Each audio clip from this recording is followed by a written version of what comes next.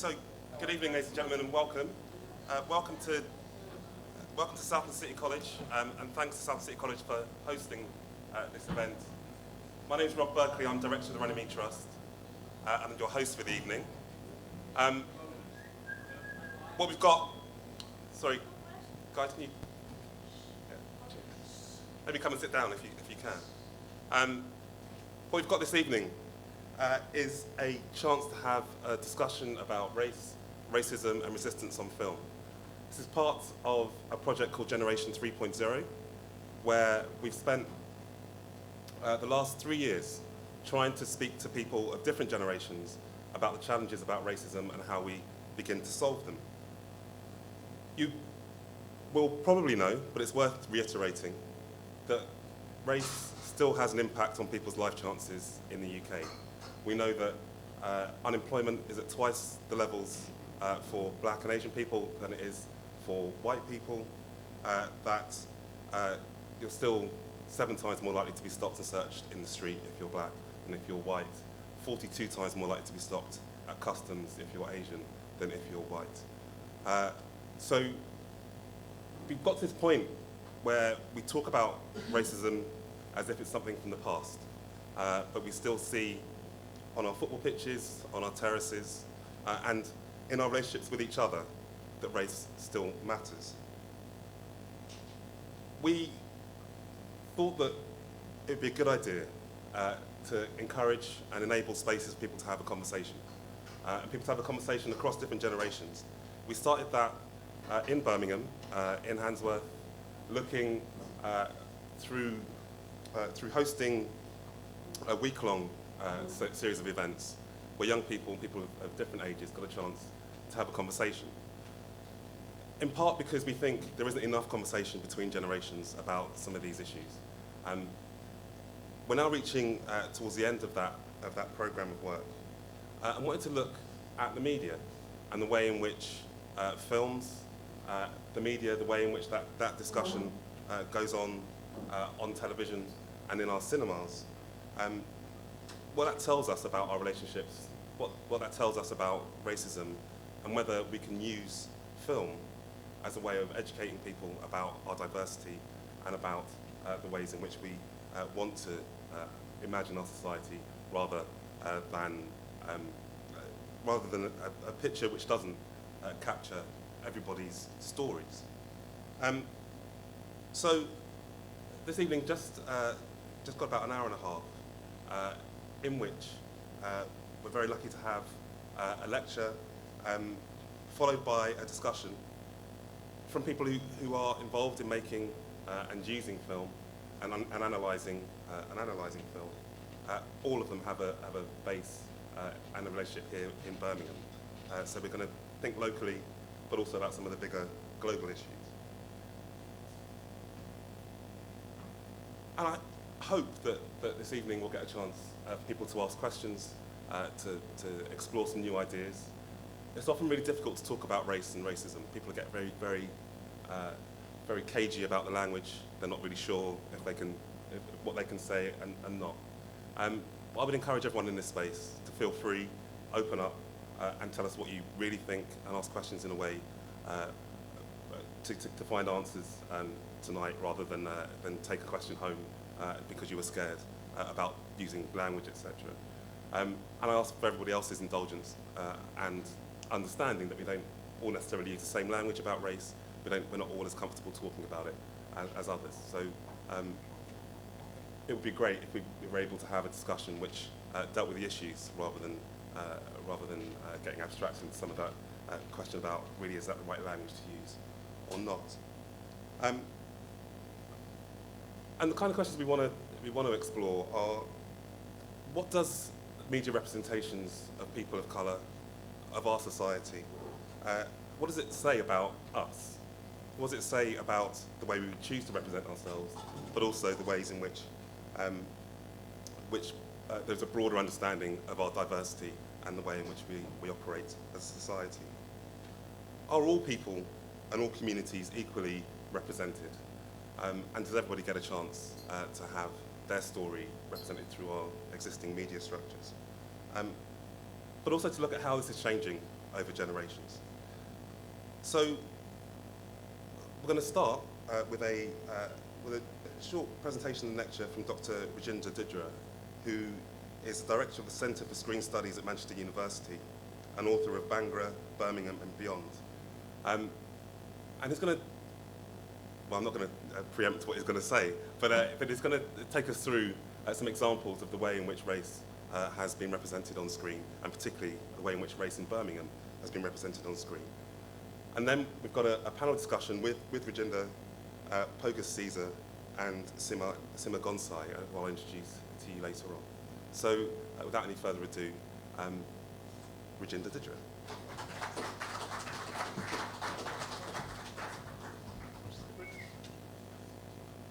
Thanks a lot, Rob. I'll just get here.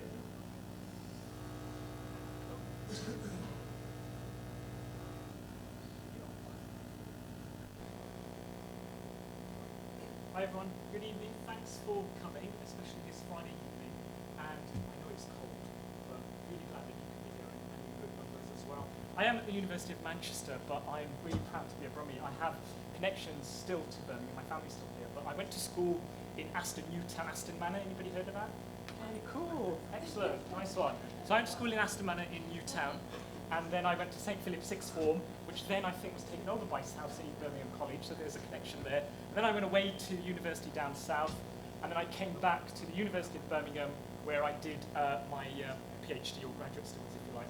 So tonight's talk is really thinking about film and race and representation, particularly as it relates to Black and Asian people historically and more recently. So I've got 4 examples, but also what issues this raises. So are we at a stage now where we can put to bed some of the historical issues where racism was direct, where it was in your face, where people were able to freely use the N-word or the P-word, you know, people being called niggers and blackie, or actually, is it more subtle? Is it more implicit? And is that part of the problem as well, that because it's undercover, we have to find new ways of talking about it or dealing with it. But also, I want to partly celebrate, but also engage with a range of filmmakers, Black British filmmakers, who've emerged since the post-war period. So deconstruction then allows us from a point where we break things apart, think about them audio and visually, but then also begin through a process of critique, through a process of retelling that story, to reconstruct, to think about how the world might be a little bit different. Or, actually, that was quite interesting, that was quite challenging, that was innovative. Why was that innovative for me? Why might I do this along the ways that this has gone on? So, if this works, okay. So representation then. If we're talking about race, racism, and resistance, one of the ways in which we can resist is thinking about representation. How do people get depicted through the medium of film? Not just, as I said, visually, but audially. Now, when we think about Black and Asian representations in film and the media, we need to think about this historically. Okay? So this has got to do with issues of colonialism, from at the very least since when it comes to global European expansion, from at least the 15th century and onwards, and how empires were built around the world, how then people met each other, how people interacted with each other, sometimes through collegial relations, other times through force, other times how institutions and structures were imposed on indigenous societies. And then this was a process in which people were ordered, or stories began to be told about ourselves in relation to that. So when we're talking about representations which are circulating right now, images, ideas that we're used to, images, ideas, or stories that perhaps we've told problematically or otherwise ourselves, they perhaps have sometimes a much longer history. And here, through these histories, through these telling of these kind of stories, we often get a construction of the self and other. So this is, if you like, a self or a binary opposition. And when we're talking in racial terms, this is most often than not a white self or a black other, or vice versa, or white and non-white. So we often know what is white in relation to what is non-white. We often know what is black because black is defined in relation to what it's not. And this is a way in which images and sounds are juxtaposed alongside each other. They accentuate or tell stories because white is white because we know what black is. We know what black is because black is not Asian. We know what Asian is because Asian is not something else, okay? And also what's interesting here is we very rarely in this kind of binary are aware of how white is a race.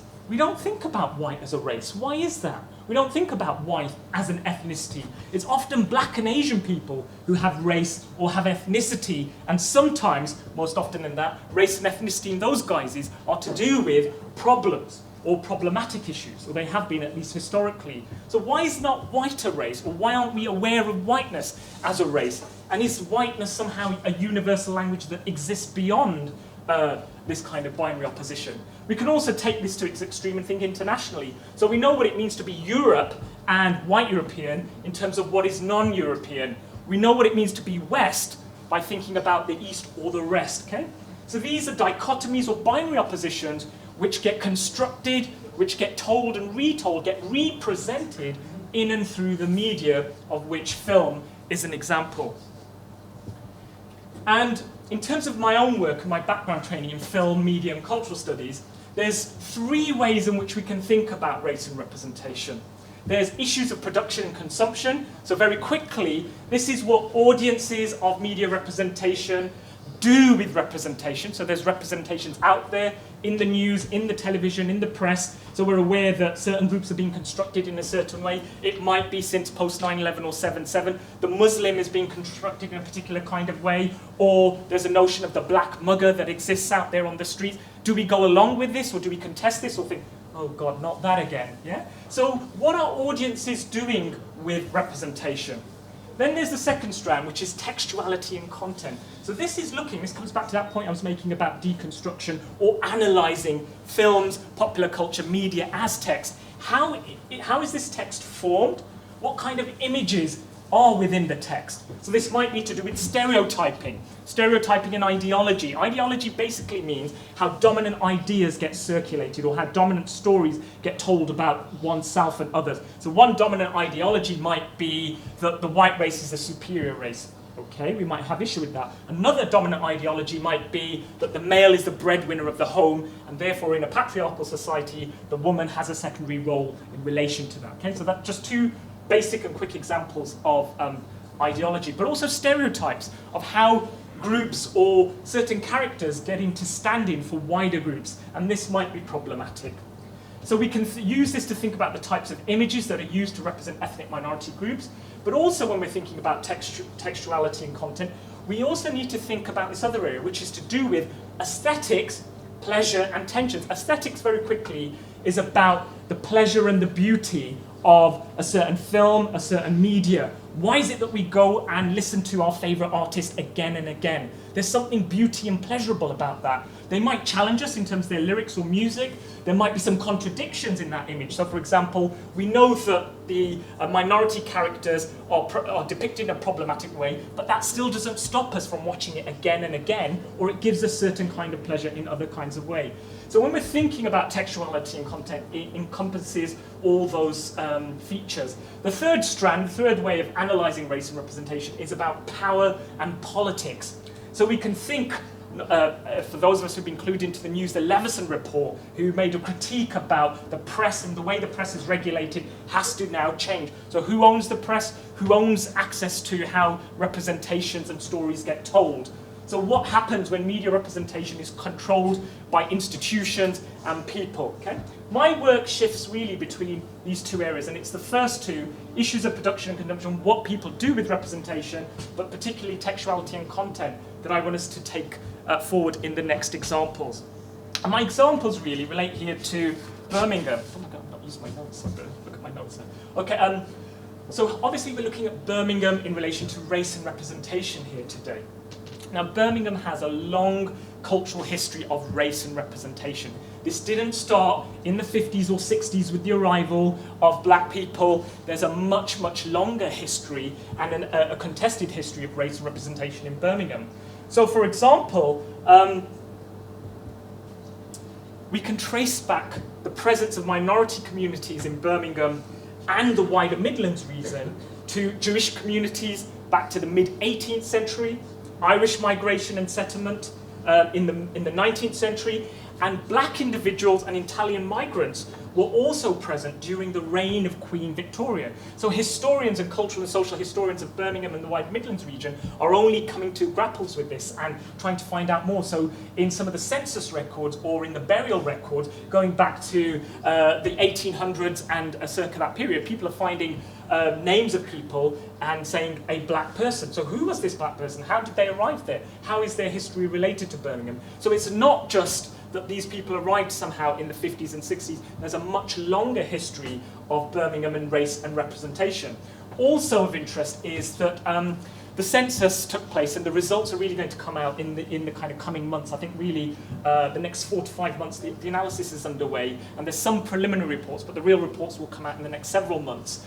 And that will give us, again, another demographic profile of where we are in terms of ethnic relations, but also the changing profile of Britain. And forecasters, so sociologists, social policy makers, are talking about key cities like Birmingham and Leicester as the first minority-majority cities by 2024. So this means the demographic profile of cities like Birmingham and Leicester will be very, very different to what we've known it 10, 15, 20 years ago, and even today. So this is where we're going to have a change in the racial and ethnic profile. So clearly, this poses challenges for us, but also this poses an opportunity to know the eclectic diversity and to think about how this diversity is being represented and how these people can engage in that representation as actors. There's also a history going back to the post-war period, and not least in the 60s and 70s. This chap, much to the bane of my life when I was growing up, there was all these horror stories about Enoch Powell and the National Front. Basically, Enoch Powell, not too far from here, in fact, the Midland Hotel, which is now known as the Burlington Hotel, made a very famous speech which came known as the Rivers of Blood speech. If you just type that in on YouTube, I won't show you that clip just to save time, but if you type in Rivers of Blood speech or Enoch Powell on YouTube or any search engine, you'll find that he was a Conservative MP at the time who basically drew on kind of classic representation and metaphors, and he was basically trying to advocate against the halting of immigration, but not just any immigration, black immigration to the UK. And what he said was that basically there would be rivers, he didn't say rivers of blood, it became known as rivers of blood, but there would be blood on the streets if we didn't halt immigration at the time, because the whip would be in the black man's hand and the white would be in the minority. So again, through that political discourse, but through the language of the media, it was a sensational speech. There was this kind of almost fear-mongering and scaremongering about the immigration and the black other, if you like. But also, Birmingham has been great in terms of critiquing and writing back, representing that story. So somewhere where I did my study at the University of Birmingham, I studied there in the mid to late 90s.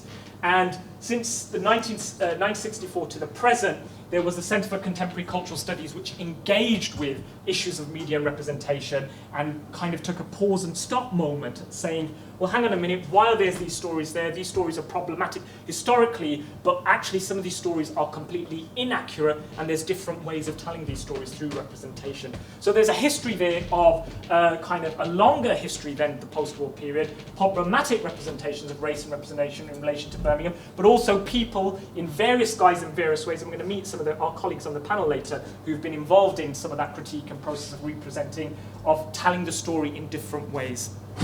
So moving on then to the 4 clips then, I'm going to look at 4 clips which partly tap into some of this history and some of the issues that I've just raised. The first one is Handsworth Songs by director John Ockhamford as part of the wider Black Audio Film Collective, and this was a film which became almost famous upon its release, but internationally and critically, and that was Handsworth Songs.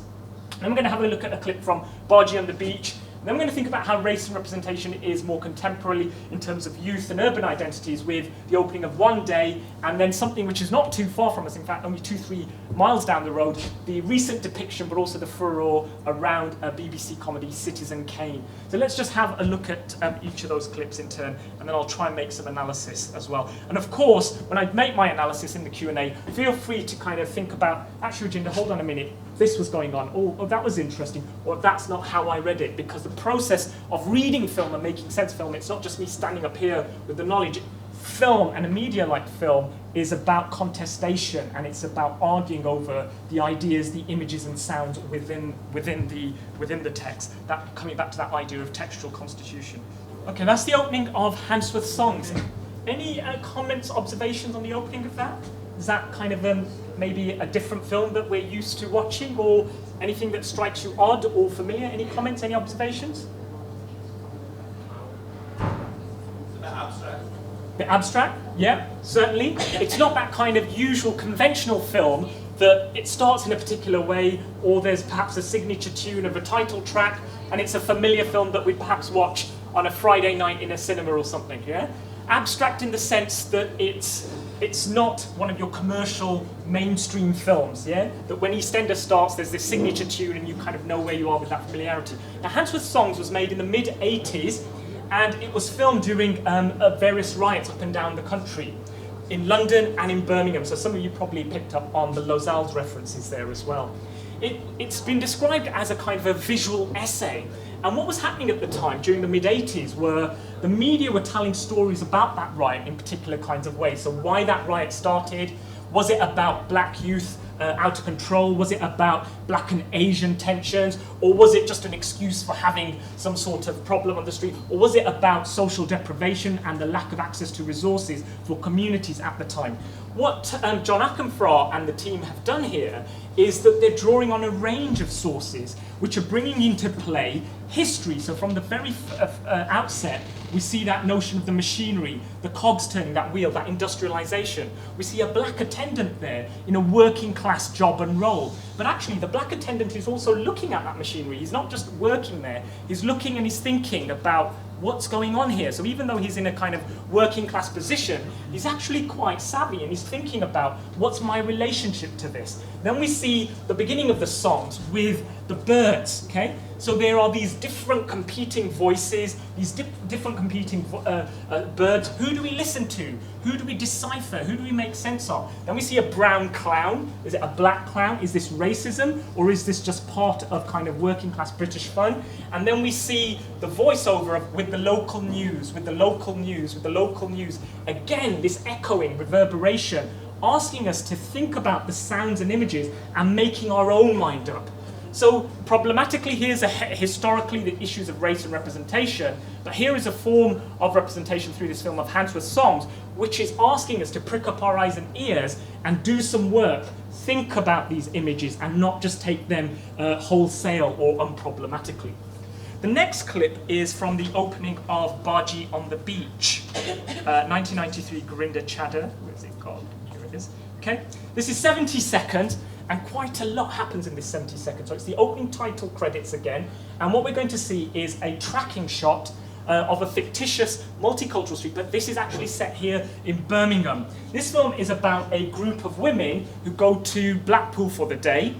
So again, tapping into working class British notions of going to the seaside, but also it deals with racism during the time. It also deals with interracism. So it deals with a young British Asian girl who's dating a black Caribbean boy and the issues that this throws up as well. So we're just going to look at the opening 70 seconds of that and see what we make of that.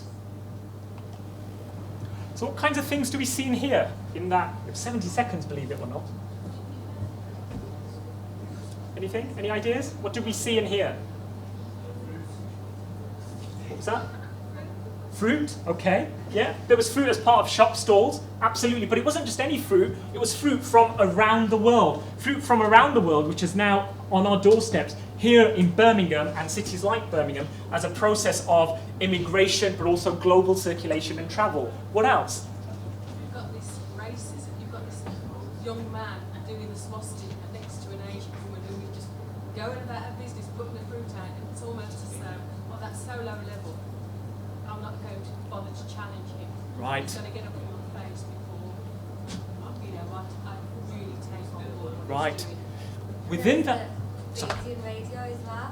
The radio I was just talking in. the radio jingle in the background, Yeah. absolutely, yeah. So that's a tracking shot. It works on the screen from right to left, And it's almost part documentary, so it's observing a street and it's making commentary on the street as well. But through the sights and sounds, what we're seeing here is a multicultural depiction of a high street. It could be the Soho Road or a street like the Soho Road. Yeah?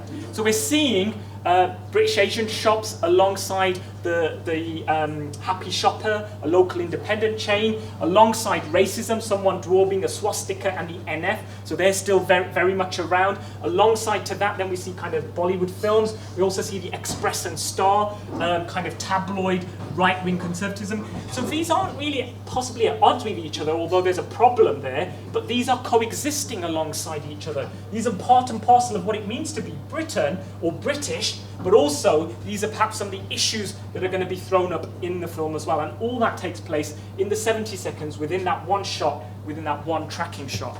Okay, the next clip is from One Day. Now this is an interesting film because it received a lukewarm response. If I can find the clips. Here they are. Okay.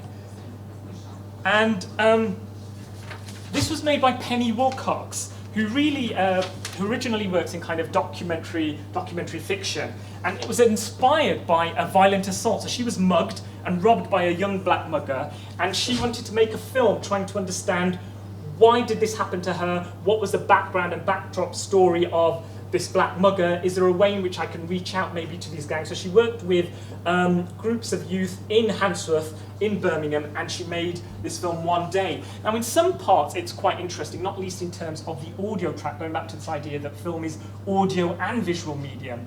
So it's been made by one of a kind of a sound artist who's doing some interesting mixing with grime, but also digital sounds. But unfortunately, one, the film flopped, and also it raised some controversy in a couple of the Birmingham cinemas. So I think Star City and the Odeon refused to show it, partly because on the tip-off of a policeman, apparently, one policeman from West Midlands Police Force, thought it would encourage or incite gang violence at the cinema auditoriums, and therefore this caused them to pull it. So this caused a bit of controversy by what truth was there in that, and is there still this notion of race and representation around young and black men that they can't be trusted or to be understood to watch films like this, and that they would just somehow erupt into violence. But let's just look at the opening credits in the first couple of minutes of this, because it does something interesting. One with the Birmingham iconography, but also with the sights and sounds around that related to gang culture. Comments, observations, sights and sounds? What's going on there? Music builds attention. Okay, what kind of music is it? I haven't got the vocabulary to describe. All right. But there's, towards the end, there's like a missed heartbeat, like there's a sickness or something's about to happen. And I noticed at the end as well, ends with rapid fire shots, almost like gunshots. Gunshots. Yeah. Yeah. Somebody on the prowl looking for something to happen is what sort of conjured up with me. And there's rhythms before that where there's a beat almost like marching, a challenging, Yes. like you'd associate with a Civil War reenactment type of thing. Just a tension that it builds, all these layers of lives with the Spaghetti Junction sort of intersecting and meeting and not quite meeting. You describe that much better than I would have. You have the vocabulary, you see? You have it. Absolutely, there's a kind of military motif, this notion of soldiers marching. The music by Urban Monk, which is kind of digitally using this notion of gunfire, and we see the titles splitting.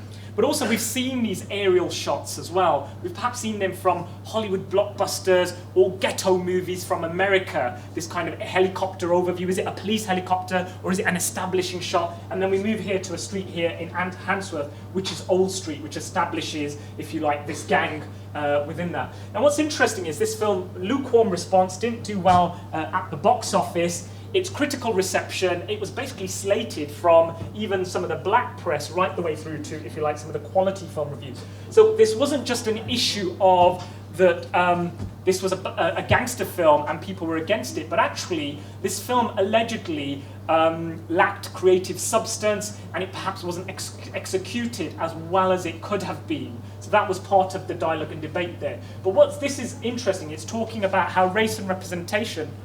Sorry, I was going to say, because I work for a music company, so I know a lot of people that were approached to be in the film, and they said no straight away, because I think a lot of the feeling amongst the young community in Birmingham was that they never ever make a film about young black people in Birmingham, and the time they make it is so negative. So everyone that I knew didn't get involved with it because they found that, why are you going to make a film that is, there's not one thing, like they found it very negative and it's just going to take them back. So that was a response that we had.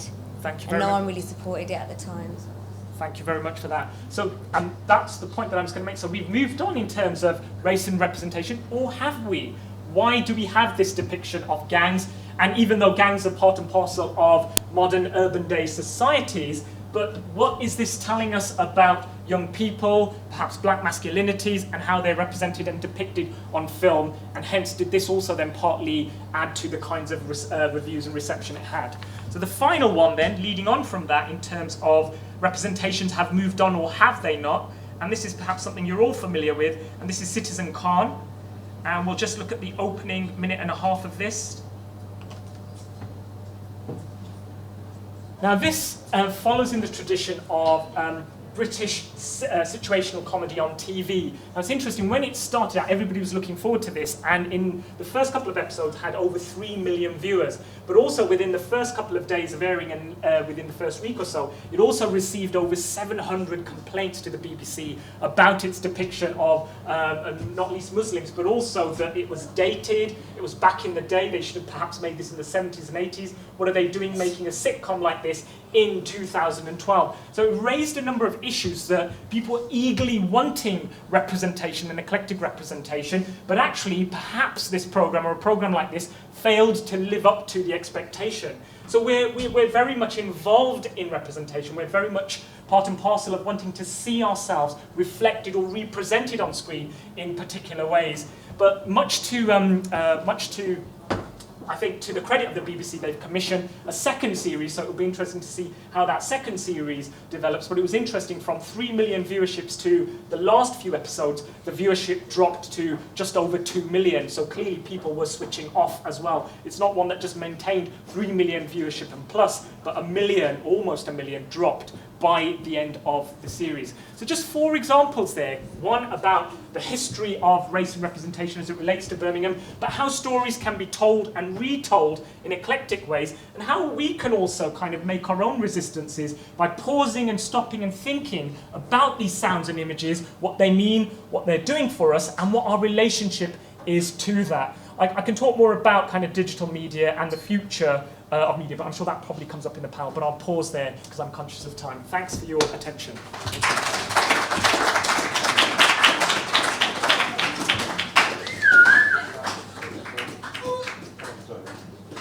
We're now joined on the panel by 2 kids in the West Indies and grew up in Birmingham, and is an award-winning broadcaster, produced and directed numerous programmes for Central TV, for Carlton, including Express, Respect, and Drumbeat, and A-Force for the BBC. And in 1993 set up Windrush Productions Limited, which has worked with a range of individuals, including Lennox Lewis, Stevie Wonder, Jada Pinkett Smith, Prince, Sir Paul McCartney, Isaac Hayes, and Aaliyah. So here's a man with a nice little notebook. So Stephen gets some of those phone numbers off you later. And Seema Gonsai, who is also an award-winning filmmaker and a director of Tequesta Media Production Company, with over 10 years' experience working in the West Midlands. Her work extends across producing independent films and social documentary. Seema began her career producing a series of short documentaries called Cycle Dialogues, where she cycled 6,000 miles across 2 continents, exploring the international community. Her recent work includes Titanic Love, winner of the Best Short Film Screenplay at LA Comedy Film Festival, and a winner of Best Short Film at the Black International Film Festival. And Rajinder joins us as well. So we've got an opportunity now to ask some questions. That film almost didn't get made. And that surprised me, one, because it was a feel-good film in the tradition of kind of British social comedic filmmaking, but also a bit of social realism in there as well. But also, it went really global. So it was good for British cinema, it was good for the global industry, and it brought in huge amounts of money as well.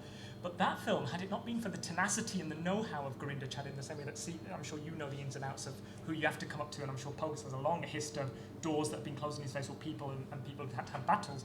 But when Channel 4 or this film script went out for review, one of the reviews came back and the reviewer said, I don't think this film should be made because I don't think the audience will get this story of a girl kicking around a football, and do Asian girls play football? How wrong he was, and thank God Gurinder Chadha fought tooth and nail for that script to be made, because one, she proved them wrong, and secondly, it's the huge global success that it is. The second one closer to home is TV, and that's the soap. Now, love or hate the soap, but actually there's times where we get stock characters, or we get the odd Asian or black family coming in, and you think, okay, how long is this going to last? But actually, I've been partly impressed by some of the storylines that EastEnders has been able to push out. So not only are they dealing with issues of maybe race or a British Asian family, which happens to be Asian, but they're very much East End, whereas over the history of that programme that wasn't the case as such, but also they've dealt with other issues as well, so whether it's the global recession or gender and sexuality. So I think that surprised me, and I thought, okay, this is interesting, and this is a way to kind of move forward or think about this.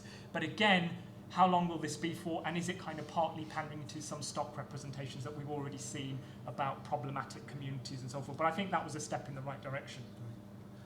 Pogus, you told us a story about kind of decline, but are there kind of moments where you're thinking, actually, that's a really good bit of television, or a good bit of film? I mean, sorry to kind of paint it that kind of negative, but what happens over the years is that you become, I suppose, disheartened. At how it used to be. There was a time when there was an awful lot of black presenters. There were black people working in TV. There were people behind the scenes who were actually making programs. And you thought, well, it's actually going to continue, because like anything, there is progress. Where you start, you go to college, you go to university, you get a placement, and you think, wow, this is the time. But if you go to any of the TV, let's say even in the Midlands, you will see, I suppose, a lack of certain types of people. Now, whether one wants to say that's a kind of glass ceiling, and that's very difficult to prove. Whether one wants to say that's racism, that's very, very difficult to prove whether or not those kind of issues are there. To what Seema says about making and developing your own. I mean, one of the things which kind of we have done because of my production company Windrush, I owned all of the footage, and out of all those footage, we're able now to make programs out of all this footage. The last program which I've made is a documentary about Aaliyah, the R&B artist who died in a plane crash. Now that runs like 50 or so minutes, and so what we're now trying to do is to sell that. Now, in the global scheme of things, you think, well, you've got an idea and you've got a film about Aaliyah, you should be able to sell it. But it's not as easy as that. On television, you go and sit down and you have a glass, and the guy says, okay, pitch me a story, and it happens. But in reality, it kind of doesn't happen. But there are ways in which you can take it upon yourself, and you can make your own product. Everybody has cameras. Whether you got cameras, iPhones, and you can do these things yourself. You can load them straight up onto YouTube. So you don't really need TV to broadcast what you want to, because to go and pitch an idea to a commissioning editor, first of all, you have to kind of send the email. He or she may or may not be interested in what you've got. It may not then fit into the schedules. So, but what you can then do is to find a group of friends. Everybody can write. Everybody can aim a camera and film. And you can edit on Max. So what you then do is you do it, make it yourself, and then you put it out there. And it's one of the easiest ways to get your look, was it Gangnam Style? That Gangnam Style guy? Something which is so cheaply shot, so it's so corny, and yet millions and millions and millions of people have seen it, and that's just somebody putting stuff on YouTube. So there are ways in which you can take things in your own hand, because what I don't want to see is a lot of you years later, so how are you doing? Are we still at college? We're doing another course, because as we all know, there's the proverbial individual. You see them in 1985, they're at college learning media. See them in 1990, they're at college learning media. So what you're doing now, I'm still learning media. because they actually can't get into the media. The media is all around you, and you have the media in your hands. You know, it's all around. Everything that you need to make a film, I'm sure all of you have got in your pockets at the moment. You know, so it's about taking control, and don't let the media control you. You know, you control your own media. Or as you know, you were saying, the stories that you want to tell will never get told if you're waiting for other people to do it. I'm going to come to the audience in a sec, so if you have got questions, be formulating them. But everyone on the panel has already mentioned that new media, YouTube, those seems to be the channels that we can have more control over and have a larger say on. But is that good enough, Steve? Do you think that going for new media is a bit of a cop-out? Should we not be on at 8 o'clock on the BBC? I think there's lots of platforms and ways to get your work out there, and the most important thing to do if you wanted to become a filmmaker now is to get a really strong team of people around you, people that you can work with for years. You know, you have to have a bit of a business head on you now. It's kind of being very creative, but having a really strong producer who can make your ideas happen. And you need the two together.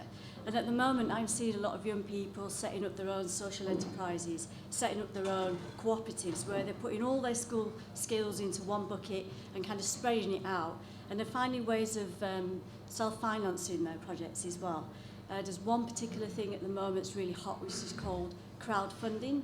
This is where you get your idea, you pitch it, you put it on the internet.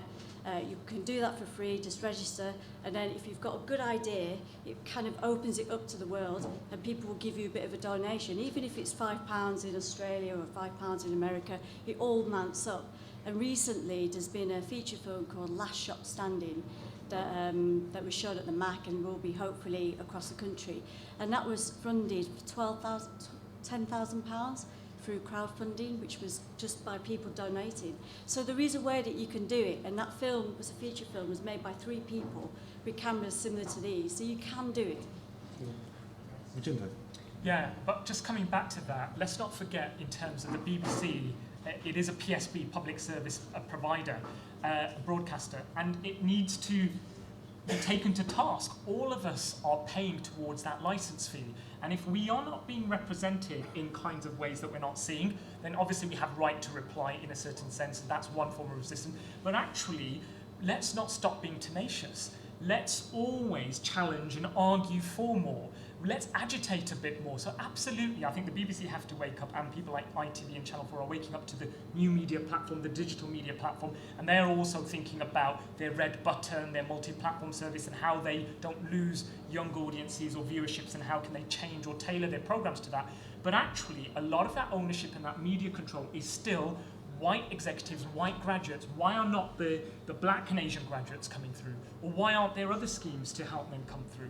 So I think actually we need to take the PSBs to task continuously. So this is unfortunately something that's been going on since the 60s, 70s and 80s. Things are better, but nowhere near as better as they could be. And even the commercial broadcasters like Channel 4 and ITV, if we start switching off and going back to that minority-majority city 2024, if we start switching off, are the advertisers going to fund those kinds of channels? So if they aren't putting out programs that people are actually going to be watching, then there's clearly a business model there that they need to look at. So absolutely we need to think of new media and new models, but let's not let go of some of that bog standard political agitation and rethinking about actually, you know, I'm paying into this, and this system owes me something, but actually this system is also accountable to me in terms of representation and how I look and see myself or not on this medium. You see, that political agitation, as you said, it's always been going on. And every few years, they set up schemes, they call it, you know, ethnic, minority, multicultural, whatever. And they may take on board a number of graduates. And that kind of satisfies the quota. But then what happens is, after a few years, it starts to die off, until it becomes itchy and scratchy again. It starts to agitate. Then they set up another scheme, and you know, it's all over the media and it's all, you know, through the press. This is what they're doing, and then another few years it falls off. So it's constantly falling off. So that black and Asian presence, you know, it reaches a level in a critical mass and then it falls down. So when you look at TV, when you look at the media, you actually don't have an awful lot of things to aspire to. You know, the films that you showed there. Now, if somebody were to just walk in and say, this is what represents us, it's a very, very sad indictment of what can be made. But also remember that those programs, I would guarantee you, because I know some of the people who funded that, it's actually white organizations who actually fund that. So, you know, are they then perpetuating stereotypes of how those communities should be? Or, you know, are they thinking, well, you know, is it a good business model? Because, you know, you're saying with one day, you know, the amount of furore that kind of caused, you know, because of what it intended to kind of show. You know, even Citizen Khan there, again, you know, a lot of furore. And what it does, it perpetuates these stereotypes.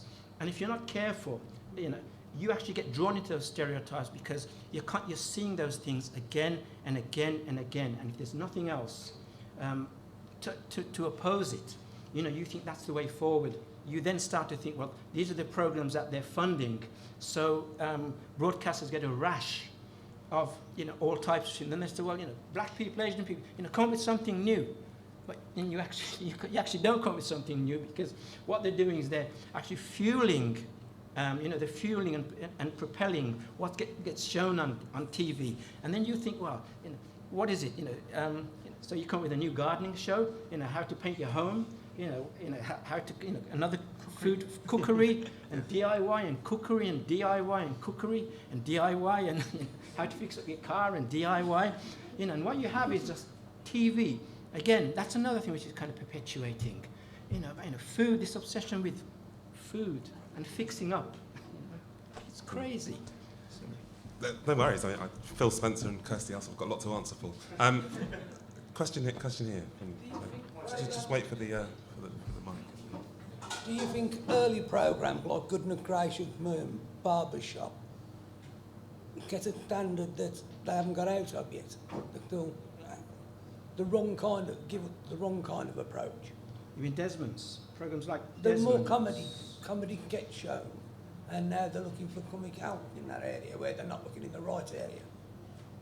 Well, those were actually, I mean, those shows were actually comic shows. You know, they were comedy. Some of the language is a little bit too desired, because if you go on YouTube, you know, you're thinking, how could they have got away with using terms like, you know, wog and nignog, you know, even like Alf Garnett, you know, wog, nignog, sambo, you know, so they allowed this to happen. But again, through, I suppose, political correctness, they knew they had to change. They knew what they had to change. But what you don't do is to look at what's kind of gone before and think that you can reinterpret it, because that was a time, that was an age. A lot of those issues about racism, as we know, racism like sexism is something which you can, unless somebody calls you a black wog, you know, a bastard or whatever, sorry for my language, but you actually don't know when they're being racist. But you can actually kind of feel it. You know? So when you look at TV, and if you're sitting there, you know that this program is upsetting you. You know that this program has something which is saying that is totally wrong. But who decides upon this? But I think, you know, you all know the answers, you know, yourself. But you can't, you have to kind of keep going. And as you say that if you don't challenge, you're never going to get anywhere, because you've got to remember that, you know, as a force, you know, black and Asian people, you know, in this country, you know, a large political force, you know, we always were, but for some reason, you know, we've started to follow a line. You know, I think we've become soft, I have to say. You know, we don't ask enough, we accept too much. Seema, I wondered, is there anything you thought recently that you might want to challenge? You've seen kind of an image or? I think really, just responding to before, if you've got an idea, you've just got to go with it. I mean, when I did Cycle Dialogues, I went to the BBC. I'm a keen cyclist. I was very young at the time. As a filmmaker, and I said, you know what, I want to cycle the whole of India, and I want to cycle Asia as well. And I want to do it by myself. I want to take a camera. I want to make this documentary. And they basically took one look at me and thought, there's no way you can do that. There's no way we're going to send you out there. There's just no way at all. Since then, Ewan McGregor did his motorcycle ride all the way around the world. So I took it upon myself just to kind of raise some funds. I didn't really have very much money, and then went off and made this film. And I cycled kind of 6,000 miles all across lots of different countries, made the film, got it screened, then won an award. So basically, you know, BBC again shut the door in my face on that one. And again, then just recently with Titanic Love, we also tried to get BBC to commission that film as well, which was looking at Birmingham. I can't give the story away too much, but it was about bringing the Titanic to Birmingham. It was a comedy. Again, the door was shut in our face. We managed to raise our own funds, and we made the film, and again, we won an award. But basically, you know, we can only hope now, you know, after making a couple of these films, that, you know, they will take interest. So the next time we will be commissioned by them. But you do need to kind of persevere. You do need to kind of, if you've got your ideas, if the door is shut in your face, don't feel like, oh no, I can't make that film now. You must really just really go for it. Even if it's on small funds, still go for it, because you're building up your experience. The more experience you have, you know, the further you'll get on. And you can go to award ceremonies, and you know, you can enter them into festivals. Once you've won an award, that kind of gives you that kind of, yeah, the next step really. I mean, this sounds really similar to kind of discussion we might have had in the mid-'80s. I mean, have things moved on, or are filmmakers from minority backgrounds always going to be outsiders? I do think that filmmakers from minority backgrounds are always going to have a problem, because the stories that you want to tell are always so out of the mainstream. Yet, you know, some people will get through, you know, and that's something which will always happen, you know, by process of elimination. Now, going back when Seymour was talking about, you know, actually going for it and doors being pushed in your face, I actually didn't get an awful lot of doors slammed in my face when I was at the BBC and Carlton Television. Because, you know, you go with an idea, and you know, you sell it to them, and then you write it up, and you know, the majority of things which I did, they actually got made. Even when I did I'm Black in Britain, which looked at racism in Britain, and I interviewed people like John Tyndall, you know, and that went out at like 7 o'clock on a Tuesday evening, you know, so. You know, and that was quite hard hitting, and you know, had problems with the just so you don't know, Ku Klux Klan. So John Tyndall was the leader of the National Front. National Front, yeah. You know, so those programs that I wanted to make, I didn't actually have a problem with it, and you know, the people that did help me were mainly white Irish men who actually gave me the opportunity. For, you know, they taught me to direct and produce, and Zia Mohyeddin, who was a very famous Indian actor. He was the one who kind of took me into Central TV. And people like Trevor Phillips, who was then head of Black on Black, he actually gave my first introduction into TV. So a lot of those doors actually haven't been kind of closed to me. As time has gone by, those doors are kind of, they slam shut, and it's a little bit harder to kind of open them. But what you do is, you know, you've just got to, you know, just keep on going and trying your best, because in the end, out of this room here, not everybody's going to make it in TV, but not everybody should want to have their face on TV, because understand the technical aspects, you'll last longer. You know, don't be the person who, because if your face doesn't fit after series 1, series 2, they'll get rid of you. But if you know how to work a camera, now to work lights, now to edit, all of those technical aspects, that's where the longevity came in. And I remember Trevor Phillips saying to me as well, you know, learn everything that you can about it. Just, you know, because it's great when you're on TV and you know, your face is on TV and everybody's slapping you on the back and your mother and father are really proud of you. But you know, if you don't understand how TV works and the types of programs that they want at the time, you know, it's completely different now.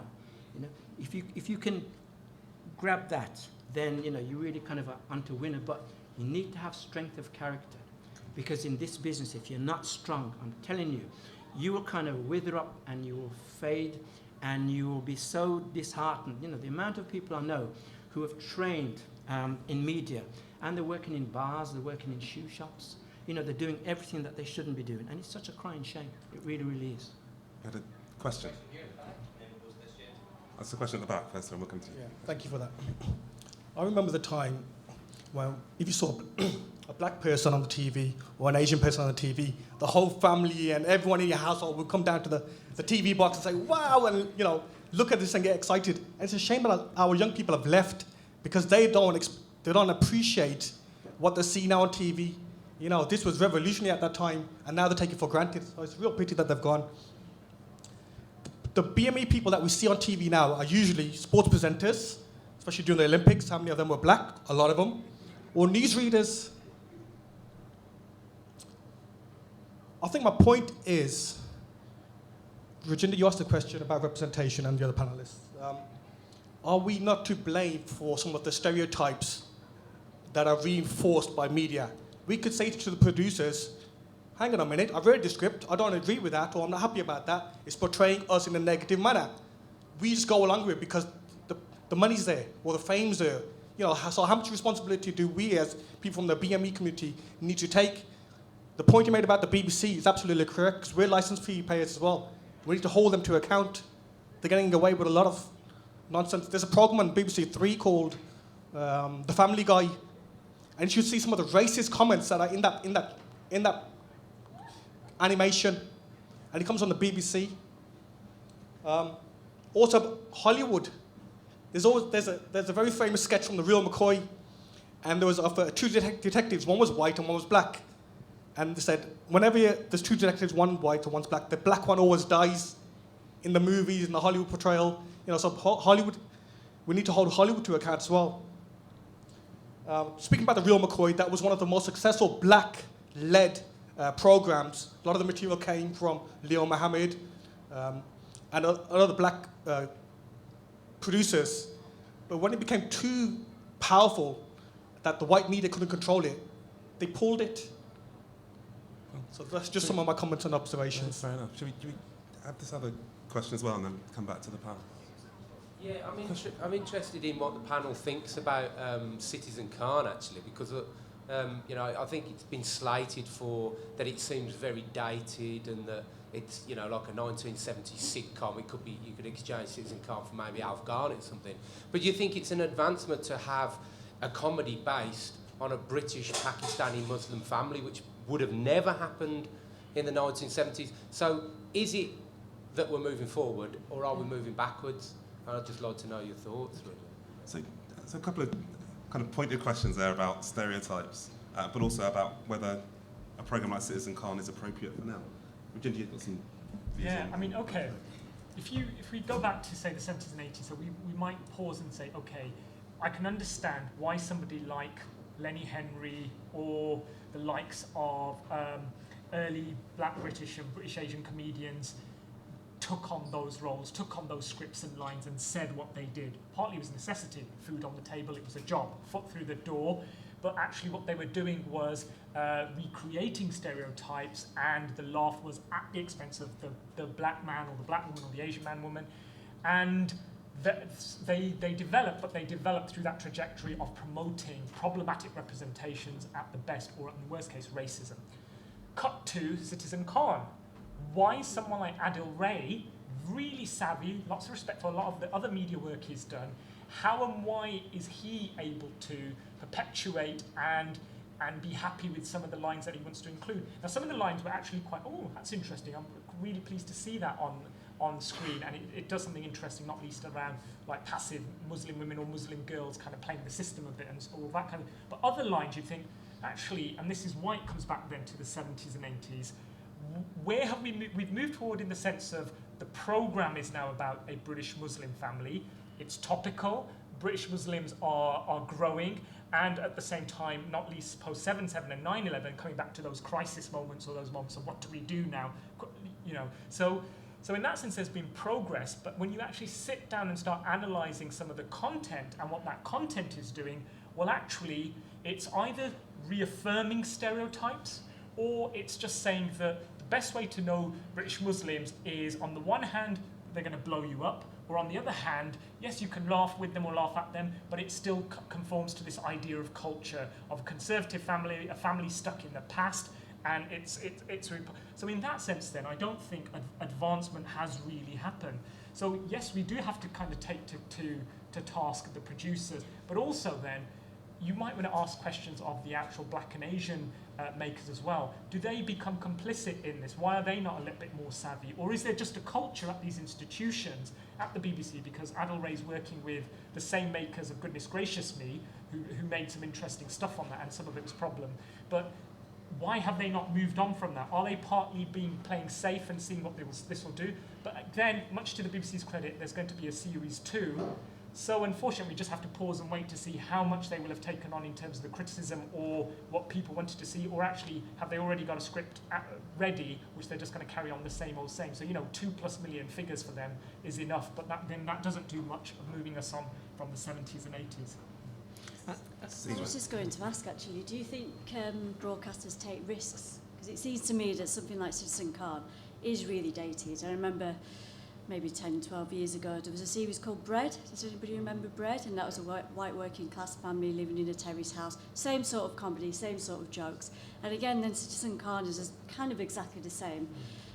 It just strikes me that broadcasters don't take risks. Yeah. Would you say that?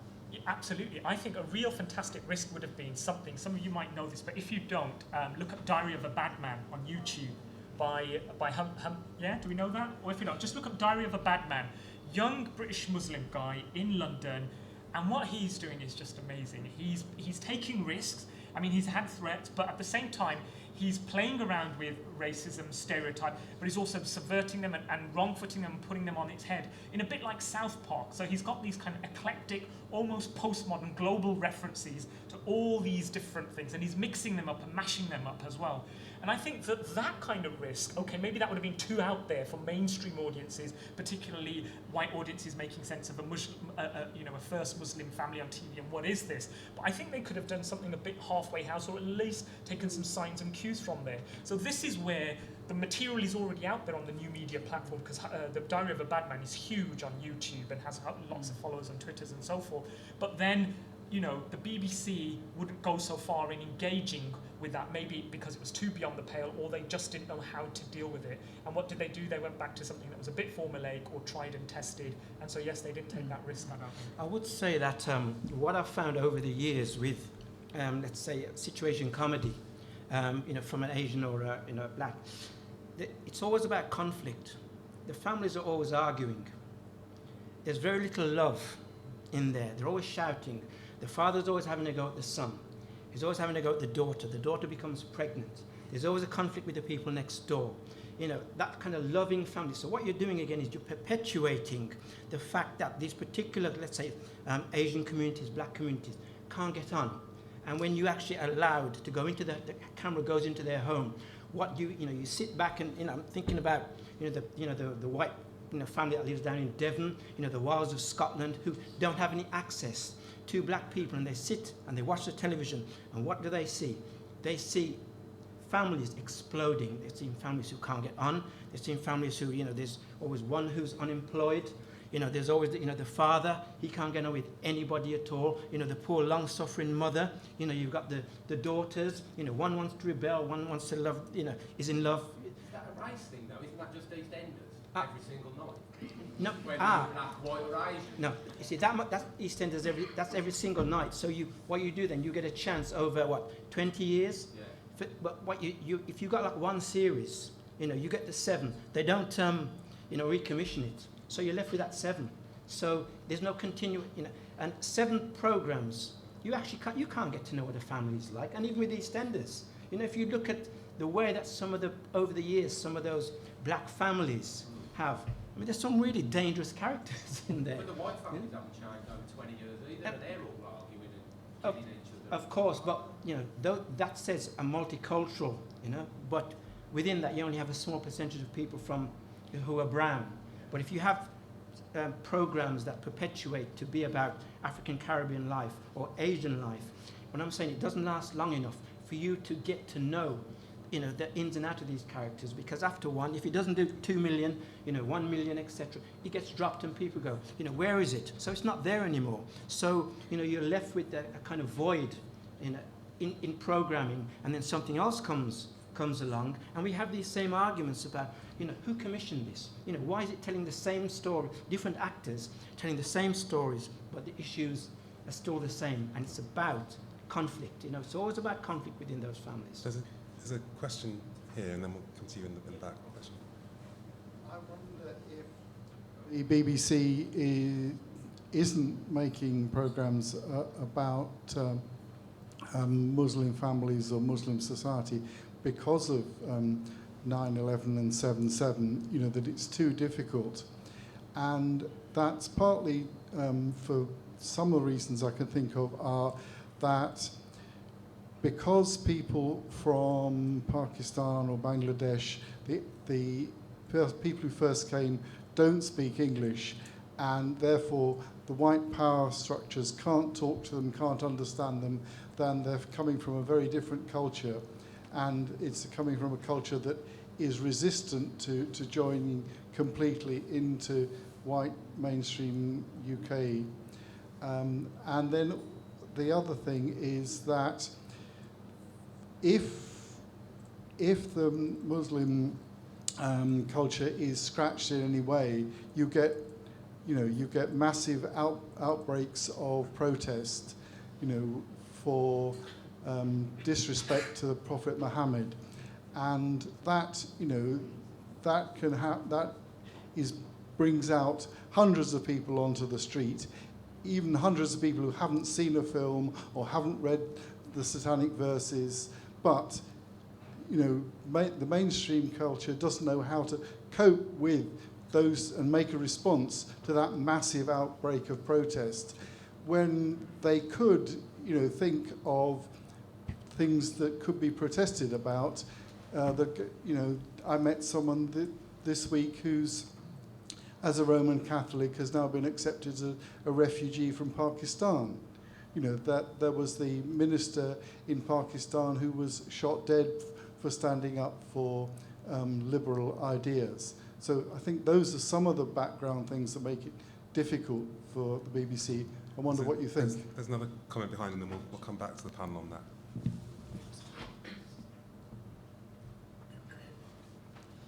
Yeah. I'm just going to ask a question about the actual way that black people is being portrayed on the media. And are we being directors and producers, in danger of actually creating roles for black and Asian people rather than portraying them in a more normal light, so that we can actually see them in mainstream television and media as a normal people, are not as stereotypes, so we can become more accepted within that environment. And just on a footnote, BBC Three is pioneering breakthrough in the in the media and news systems, etc. Are we missing out on those opportunities that BBC Three offer to get more media exposure? Okay, so there's a couple of questions there. So, first is portraying people from minority communities just too risky? I don't think it's actually too risky, but you've got to understand that if you write a proposal for a new TV program and you send it in, I guarantee you that it will land on the desk of somebody who's white. That's the first thing, right? So it'll land there. Now, you want your program to get made. So let's say they accept it. They call you in.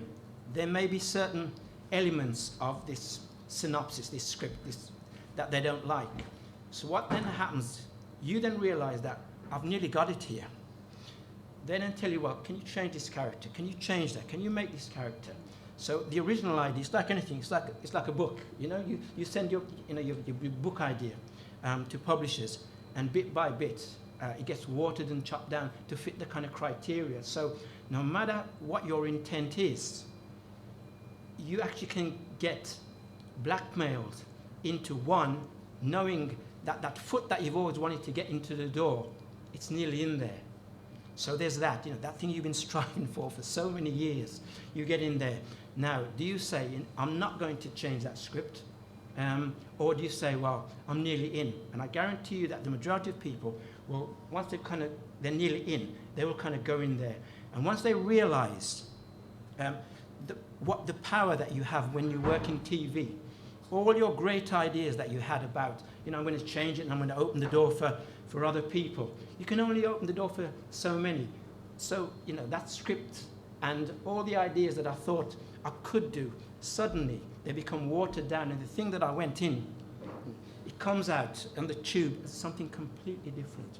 So, we all from our hearts, we know we want to do these things. We know, we want to do this for our people, but, in reality, a lot of the time it doesn't work. But Virginia, you pointed out that Citizen Khan, first episode, 700 complaints. One day gets made and some cinemas don't show it, people aren't into it. I mean, if you want an easy life as a broadcaster, do you just avoid talking about race at all? I suppose if you want an easy life, yeah. But actually, coming to deal with that point in a different way, I think we should be able to touch on almost any issue that we want to. We owe that as a service to ourselves as citizens. We owe that as a service to ourselves as representing notions of history, notions of the truth, whatever that might be, or notions of real. What is our relationship to that, and how do we tell these stories better? Part of the agitation about why minority groups might take issue with the fact that their religion or a figure from their history is now going to be depicted in a certain way, or that's a no-go area for them, is that process of dialogue and trust. I don't think that process of dialogue and trust exists between, to use your own words, the mainstream white society, which is now changing, particularly demographically, and those BME communities. So how do we build that trust with each other to say, yes, we are going to tell these stories, but are we going to tell these stories in a process of dialogue, of construction, of listening to you, that I'm not just going to take partially your ideas and then in the edit room have my way with them? Or is there a way in which some of these minority figures, minority representations are also on these boards, these panels, these scripts that will read these scripts, so that it's not just people from a particular vantage point or from a certain background who are reading them in a particular kind of way? So I think that there's a process of negotiation up for grabs here, and that people have to start to trust and be in dialogue with each other. But absolutely, we have to take those risks. And just as people were complaining against Citizen Khan, there were those who were enjoying it and loving it. White British Asians as well. Young British Asians, young British Muslims who were saying, yes, actually, this is how we are and this is how our friends were. But the others were saying, actually, no, this isn't how we are. So it was creating some sort of dialogue or debate. So in that sense, I think it's a good thing. And just come back to that EastEnders point. I mean, I'm an EastEnders fan. I have no shame in saying this. And I love that fact that we have these dysfunctional characters, but it's the process in which those dysfunctional characters it's taken a long while for the black and Asian characters to become dysfunctional in that British popular culture sense. When we first had them, they were, 1980s, EastEnders, very few black and Asian families. There was just one black family, and again, it was in that problematic sense. And then families would dip in and out. It was as if in the East End of London, one of the most diverse places where black and Asian people are, why are they not there, even if only as dysfunctional characters? So that tells us something about that history. So I think it's not just easy about, that these groups cannot be talked about whether they're black, they're Asian, Muslim, Jews. I think there's a longer history about control here, about white control, going back to colonialism, about ordering knowledge, how that knowledge gets disseminated, how committees are set up, and how people are ordered and controlled and disseminated through knowledge. And that has to change. Those systems have to change.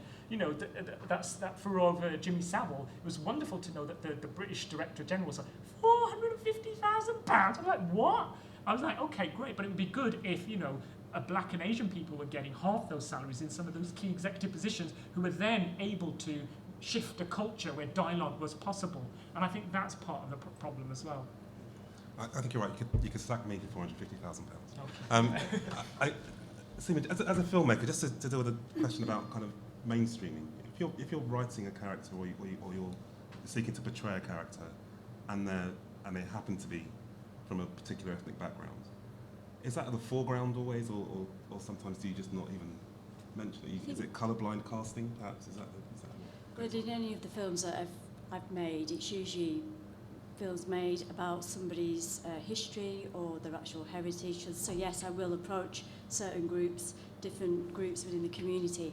But in this recent drama that we made, like none of the characters were defined as black or Asian. And so anybody who was talented and could actually, you know, do the scripts and had a good presence on camera, we cast them. There was no kind of looking at particular characters or particular colours for those characters. But I think, just thinking about what you were saying, we do need more people within the broadcast industry that can help make decisions about the sort of storylines that are on TV. And I'm hoping that the next generation of black and Asian youngsters that are wanting to become filmmakers, I'm hoping that they are able to go into it. Because I know one of the biggest kind of barriers for me was growing up as an Indian girl. It was very difficult for me to get into film because with my generation there were no Asian girls going into film. You know, it was just completely frowned upon. The one thing that my parents wanted me to do was have an arranged marriage, have children and do all that. You can't be creative, you can't be a filmmaker, what is this sort of thing? But my younger brother now, who's now 23, my parents are like, yes, go on, go into film, we want you to do it. So I'm just really hoping that the change will happen in the next couple of generations where it's the community and families that also, you know, encourage their children to go into film. And then maybe things will start to change then because they'll get the jobs. And That's a question here. Yeah, change does need to happen. If you go back to like the EastEnders thing, the black people on there and the Asian people don't represent me, then people are just, the way they portray black people is just, they're just stupid. And it does my nothing, to be fair. You got that one day, the only thing that portrayed was black people dealing drugs. That did my nothing. You got the other one that Asher D, is it Asher D? Made something, I think it was last year. Top Boy. Yeah, that's the one. Yeah. It started off good, then it just turned back into this whole cycle. Like, black people are just designed to do anything that's negative, nothing constructional. And Can I ask, folks, in response to that, I mean, if we were to just tell great, worthy stories of black people being kind of fantastic kind of philanthropists and wonderful people about town, who'd watch that? I mean, that doesn't make good TV, does it? No, you see, it's about balance. You see, it's about balance. You see, you can have your programs that look at inner city conflict, but also you need to have programs, you know, which show something which is positive. It's about balance because you got to understand that if, let's say, a white person turned on the TV and the only programs that you saw was the damage that you did, you know, during slavery days, there'd be an uproar. There really would be an uproar. But what you have is, let's say, you know, in terms of white program, you have balances, you know, some good, some bad, you know. So there isn't any even keel. So if you were to turn on the TV, let's say over a 7-day period, and you look at, let's say, BBC, ITV, and you said, okay, look at the programs which they say are representing me as an Asian person or as a black person, and you ticked off, you know, out of 10, you know, good, bad, bad, bad. I guarantee you that you will see an awful lot which would kind of make you cringe. And historically, and from a psychological point of view, your self-worth goes down because if all you're seeing is programs that show you as no good, if it shows you as the dealer, if it shows you as the young pregnant woman, it shows you as your family's dysfunctional, it shows that you can't get a job, and all it does is show you as negative. Yeah, within yourself, you take that on board, but also the more dangerous element is how the wider population actually then starts to see you, you know? And that's where the problem kind of starts, and that's something which historically is continuing. You know, as my learned friends on the panel say, you know, how do you get more people, you know, into the decision making where, you know, you've got, you know, let's say one day comes and, you know, you have maybe 3 whites. Now, are you going to have 2 blacks in there? You're not going to kind of have that because a black person is going to say, there's no way you're going to show us like that. There's no way you're going to use that language. And there's no way it's going to begin like this, the middle's like this, and the ending's like this. Because you just don't, because there's a part of you that says, there's no way that you can allow this to kind of go out. You know, it just cannot happen. So you're in this kind of vortex all the time of, you know, what is it going to be? And we then accept what is seen on the TV. And we accept it, and we enjoy, and then you see the whole thing about gun violence, and that just becomes so easy to kind of view. It actually doesn't mean anything no more. But what you do have is a system of, which I call kind of cultural apartheid, which actually takes out the goodness out of what essentially was something which was magnificent and brilliant, and you kind of change it into something which becomes bad. That then kind of perpetuates, and then the more ratings it gets, the more you then make another one. That then gets ratings, and you make another one, and then in 10, 15 years' time, when you look back, what you kind of have is you have a whole line of representation, which is very negative. Yeah, you will get some shining examples. Don't get me wrong, but a lot of it is going down that kind of very negative stream. Okay. Because there's a question at the back. Before I go to that question, I'll just suggest the one here as well. It wasn't really a question. Okay. It was just kind of in response to what you were saying about All right. Just saying, we went into our last kind of 15 minutes. If you have got a question that's burning, don't wait until afterwards, because you won't get a chance. So yeah, it wasn't really a question or anything. I just kind of thought that your comment about Top Boy and it being negative, and it is true, it is negative, but that is like the reality as well in some communities. And the way Top Boy was filmed, I found it really interesting because it showed it showed these states, and then it also showed the backdrop, and you see the Gherkin, you see the whole of London skyline, and these kids don't know that London, they don't see it, that's not their life. And in Birmingham it's different, but in London they have got these massive estates, and it is like a collective community, and they don't see outside of those estates. So I feel like them putting that on TV, although, like you say, it does perpetuate negativity, it's also kind of important that people do, sit down, and these people in their London apartments do sit down and say, oh shit, that's behind us, that estate, do you know what I mean? So people can see what's kind of going on. Yeah, definitely, the balance thing. there's a question at the back.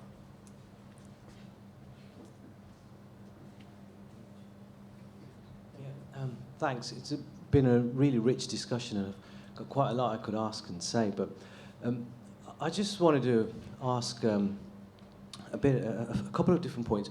But firstly, how do we challenge or how do we entertain this idea about what is entertainment for a particular group might be otherwise for other groups?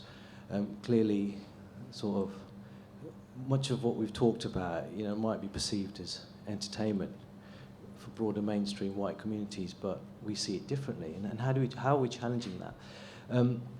But also, much of this kind of stuff, the examples you gave, Rajinder, are mainstream TV, and we know that mainstream media, it occupies a certain space in the context of, the proliferation of mediascapes, satellite and social media, etc. And I'm increasingly noticing amongst young black people in this city is the sort of alternative spaces for, the type of media you produce and 20, 30 years ago, how many kids would be studying film and media, but you go to Birmingham City University and you see masses of young black kids interested in that. And then I'm seeing spaces where black kids and black people are getting together to view alternative films, which you won't see anywhere else. And how important is that in the making of of black kids? So we seem to be occupying different worlds, yeah. And I just want to try and understand what that might mean for us in the context of generations as well, and talking across and challenging racism, because I can see a very rich sphere that black people are interested in, where we celebrate what we make in terms of culture and how that means something to us. But in the mainstream, the discourse is just totally different. And where is the centre and where's the margin in all of this? Fantastic. I just wanted to add as well, I don't know a 16-year-old that watches television, so I don't really, worry about that. And also, television is really just to sell products. So, what we are looking for is, I just recently did a film on YouTube called Is Croydon Racist for the Runnymede Trust, and something that really came out of that was the two-way discourse that I could have with the viewers that watched it. And I think that's what kids want. They want to like, they want to share, and they want to comment, and that's something that television doesn't give you the opportunity to do. And so I had, I think it was something like 27,000 hits on this. I did tag it with the racist person on the tram in Croydon, so I got a lot of people coming across. What happened was that reading the comments as a filmmaker about these young people watching this film about Is Croydon Racist was so impactful to me. You know, I could make a film out of the comments alone, and you know, there's something about that I don't think we've touched on. I just don't think television's for the new generation that's coming through. I think they actually realise it's about product push, and the fact that black and ethnic minorities only make 12% of the population. So going to a commissioning editor with a real storyline about race, it's just not going to be pushed through because it just can't sell to those AE1 professionals that push the products to. But I think the more alternative that you become, you know, there are alternatives, but the more alternative that you become, as you say, you kind of you let the mainstream off. That's what kind of happens. So you have to, as well as having your alternative, because that's the only way out. That's the only voice that you've got. You know, you can't let the big boys off. You know, you can't. You have to kind of keep going, because, in a way, you know, it's like, you know, alternative music. Alternative music let off, you know, a lot of the kind of, you know, the large record companies from actually investing in. Now, you know, you will find successes, and successes in alternative will come where alternatives make a success, then mainstream comes and finds you, because you've done it yourself, and they've had to kind of invest nothing into you. But, you know, one thing you must never ever do is to actually give them a cop-out, because, you know, the spaces are there, and we will always kind of congregate to where like is like. You know, whether you be, you know, race, creed, or color. You know, I will always find you because, you know, you have something which is of interest to me, and vice versa. You know, but, you know, while mainstream sits over there, kind of clapping itself on the back, you know, that you haven't fought enough, because, you know, there comes a point where you have to kind of, you think, how long can I keep fighting? You know, I'm 25 now. You know, I've been fighting since I've been 16. I've been, you know, applying for all these jobs. I can't get it. You know, I become 30. You know, I have kids. You know, I still want to be in media. So, you know, do you keep kind of going, and then you become 35? You know, you've made one little film, and, you know, you put in all these job applications, and you can't get it. Then you become 40. So, you know, do you kind of keep going? And where does the alternative is to, you know, put bread on the table and do something which is realistic. And then you look, you know, all these years of my life, you know, wasted it because I could have done something if I'd pushed a little more. The one thing you must never ever do is to give up fighting, you know, for whatever you believe in, you know, because, you know, as people of colour, you know, we've never ever, our parents never ever did that. Just catching the boat, you know, or the plane over here, you know, that was a fight in itself to come into a new land. So the importance of not kind of giving up, you know, all the things that they kind of fought for. You know, they fought for, you know, fighting against racism, you know, looking for housing, looking for a place, you know, which was full of silver and gold. You know, what we're looking for now is completely different, but it's still that same thing. So that kind of black genetic, which we all have in us, you know, don't let that kind of go to waste, because you know, you can never ever kind of get rid of it. And the fight that your foreparents, you know, and your grandparents and those before you have fought, you know, that's the thing which will always keep you on that kind of, you know, that kind of straight line, you know. So, you know, never ever give it up. Thanks, please. Seema, I was in this notion, I mean, that we've gone from 5 channels to kind of 5 million. I mean, does that mean that filmmakers have less power, or that it's not a good medium to create conversation across the country, or? I think I'm hoping that broadcasters, that the broadcasters and cinema will start to look at the success of YouTube. You know, if you make your own program and it gets 1 million hits on YouTube, then I think the BBC are starting to look at that. You know, they set up a scheme, which is where Citizens Calm got commissioned, where they were asking people to make 3-minute shorts, 3-minute comedy shorts. And off the success of that, then that series was commissioned. And it just gave an opportunity to lots of people out there to make their own comedies. 3 minutes is quite short, and it was all about getting it on the internet and looking at how many hits you got. So maybe in the future, or hoping in the future, there will be more of a communication between independent filmmakers and broadcasters and cinema. Because basically, if you make a film and it wins awards and you get you get a big audience, basically, you know, that's your road in. So, you know, perhaps they'll come together soon. Right. And Richard, what do you think about the question about where is the margin and where's the centre? I mean, two influential readings that I read as a kind of a student was by Black British sociologist Paul Gilroy. He wrote a really influential book for me and lots of others, I think, of my generation. And his book was There Ain't No Black in the Union Jack. Professor Stuart Hall, who was of Black Caribbean descent, fantastic writer, also responded to that and says, and Paul Gilroy was his student, and he says that not only do we care, but we must. And I think that this notion of the margins and the centre, this is no longer about being black or Asian. This is about being British. This is about where we want to take Britain collectively now, as generations, as youngsters, as old people together. We have to learn those lessons of colonialism. They're permeating in society. On racism, football's a good example.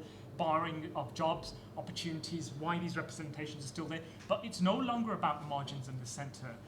You know, they exist alongside each other as cultures and subcultures, but aren't part of a British culture. So yes, the problems of language, of when people came over in the 60s and 70s and language was an issue, that's starting to erode and change because they've had children who are now in their second, third, and even the fourth generation of British, Asian or Black British kids are here now, not as home. Home to them is Britain here, or they have this cultural attachment to this home which their first generation parents still see as home. So I think that this notion of the margins and the centres has to change because we have to collectively not forget those politics and struggles, but at the same time, we have to all take a stake and claim in Britain as our Britain. And this also, coming back to the point I made earlier, we have to hold to task the people who still have the power that make these representations on the mainstream scale, and for better or worse, they are still our white compatriots, they are still our British brothers and sisters, and they need to recognise us as such on an equal footing. So it's going back to saying what's being said in the 60s and 70s, but we have to just move that story forward as British and no longer as black or Asian or compartmentalised. Last couple of points. Yeah. Probably on the back of a couple of points. Okay, just big On the back of a couple of points, especially the one you made about you know, as people of ethnic minorities, we don't have to directly see racism. We know when we feel racism being portrayed from all angles in media. And to me, it's like, sometimes I wonder if I'm the only one that feels it, that since growing up watching various aspects of media, it seems like there's an agenda of, you know, well, the BBC or the powers that be. And what I mean by that is, if we take the notion of balance that's needed through our screens, what we're seeing and what we're hearing, and the way certain stigmas are perpetuated through media. So give a scenario, imagine that the balance is kind of weighed out and all of a sudden it started flooding out these programs or films that show ethnic minorities, black and Asian, in positive lights and inspirational lights. Yeah, now, something tells me that from that, the black and Asian people would get empowered from it again and then have a drive to be, you know, they will be what they see. So then they will start trying to climb social, economic ladders. And to me, it's like, the obvious is that what Britain really wants? Do you know what I mean? So sometimes I feel like we're fighting the wrong kind of battle, trying to get space in media and TV, because, all right, they're going to give you space every year and every series and whatnot, and it is going to be portrayed in a certain light, but I think we need to be fighting this agenda, what I feel is going on. If we were saying to them, look, I feel like you don't want us to rise and empower ourselves through TV and media while not showing us in positive lights and inspirational lights, then I think that would be more under more pressure then to kind of, oh shit, we don't want to be accused of that kind of sort of thing. So I think that'll kind of force that kind of like, but I think it is an agenda. So I think sometimes when we're fighting for it, we're kind of just, we're going to be knocking forever and ever. But and on another point, just because I think you made the point about the forefathers, you know, having to continue the work of that, and what Rajinder was just the point he was just making about you know, where we are as British people, and you know, moving forward in that light. I feel like it's a shame because such a big boat has now been missed, and because, you know, obviously we have to claim our place as British people, but when it comes to representation for ethnic minorities, now I feel like if we do get in the door, that boat's been missed of identity. So it's like black people and Asian people are going to start seeing themselves as just British integrated people rather than drawing from identities that first came here that we know. Do you know what I mean? So we're going to draw further away from our identities and start going into this forward, you know, which I personally, I don't feel like we should be adapting to this multicultural without knowing our identity first and seeing it in a positive light. Do you get what I'm saying? Yeah. There's a few. Nice one. One last one. Your point. Do you think that over perhaps the last 10 years, or even the last few years, that project multiculturalism in Britain is no longer what the powers that be want? It may have happened. I mean, you've been talking about there is over the last 20 years there's been less provision for black or Asian TV and stuff like that. The doors have been closed. Do you not think perhaps that there is that the political powers that be are no longer interested in multiculturalism anyway? You know, and that there's been sort of people arguing that the multicultural project is over, it didn't work, and that people of colour should now assimilate in the same way that assimilation was the thing that they wanted immigrants to do in the 50s and the 60s, and then it was like, okay, we can't force people to assimilate, so therefore we will accept multiculturalism. And my personal view is that the power, the governments, and that particularly the government we have now, has washed its hands of project multiculturalism. Forget it. If you come here, you must assimilate with the white culture and be part of it. Forget your own identity. Okay, so there's two related questions, and I'm conscious of time, so I don't want to keep people here longer than we promised and we would.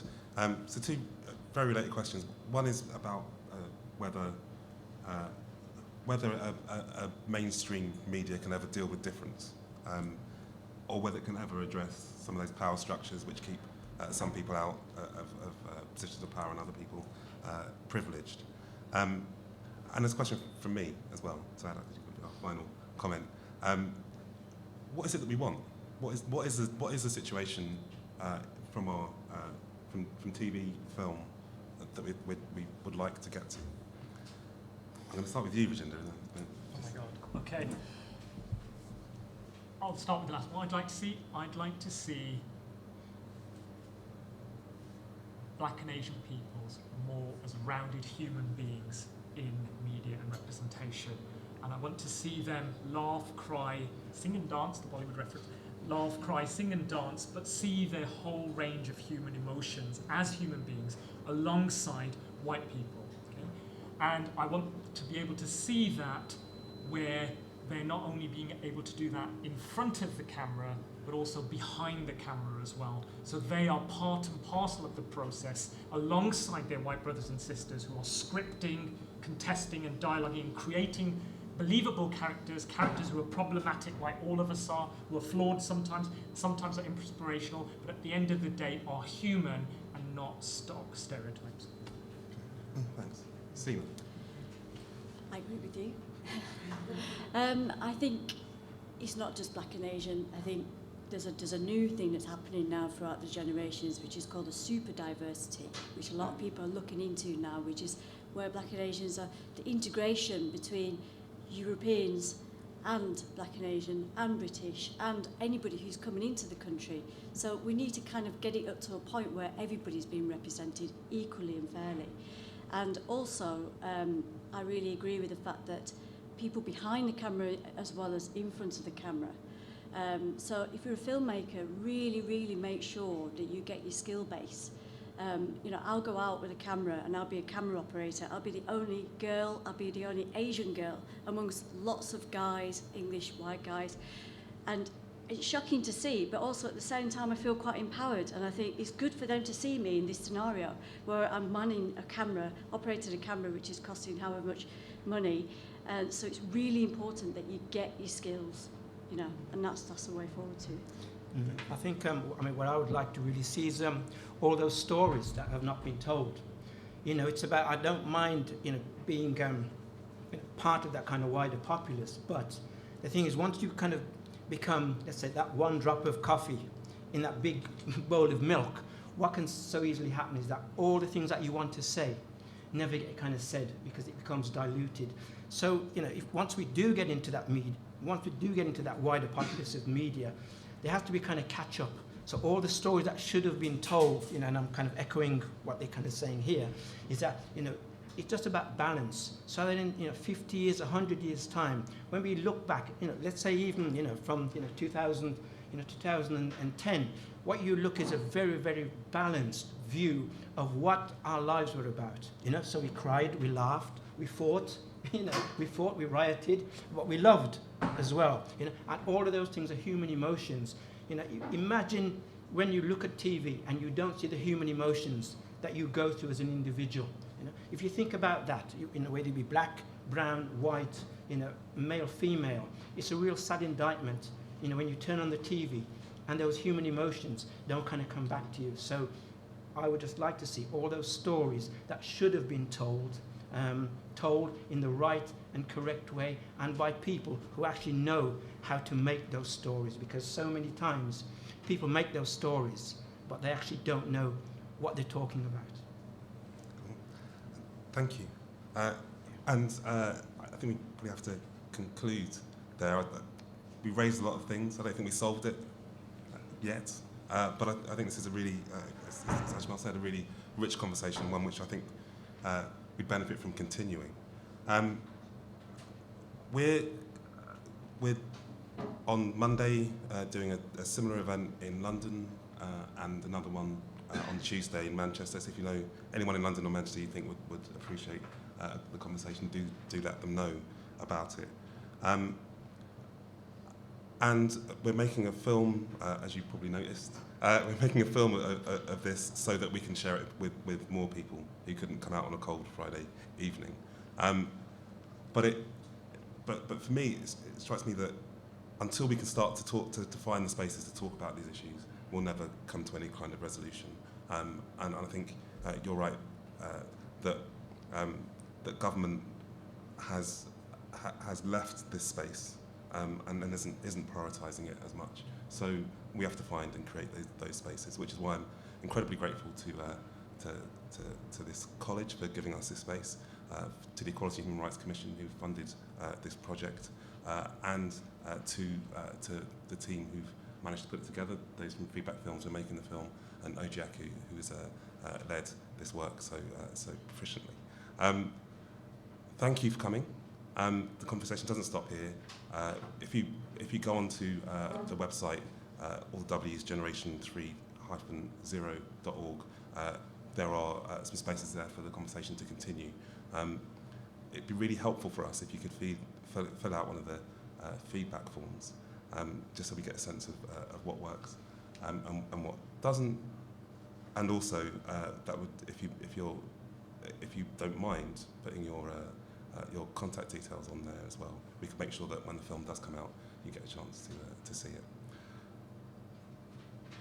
The people that I really need to thank, or left off that list, are our speakers, because I think they're wonderful bringing their experience to us this evening.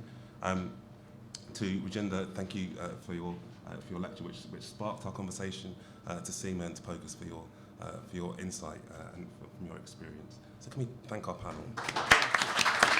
Thank you.